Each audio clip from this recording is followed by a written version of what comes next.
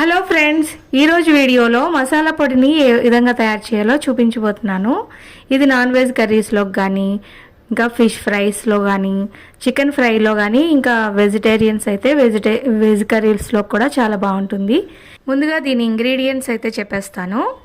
4 or 5 table spoons వరకు ధనియాలు తీసుకున్నాను, 2 స్పూన్స్ జీలకర్ర, 1 స్పూన్ లవంగాలు, 10 to 15 ఎలాచీ, జాజికాయ ఒక చిన్న మొక్క, బ్లాక్ ఎలాచీ కూడా తీసుకోవచ్చు, అనాస పువ్వు ఒక 4-5, కొన్ని జీడిపప్పు, కరివేపాకు, ఒక 10 వరకు ఎండుమిర్చి తీసుకోవాలి, 1 టేబుల్ స్పూన్ సోంపు కూడా తీసుకోవాలి. ఇవన్నీ కూడా ఒక్కొక్కటిగా డ్రైగా వేయించేసుకోవాలి. ఒక పాన్ తీసుకొని అవన్నీ కూడా వేయించేసుకోవాలి.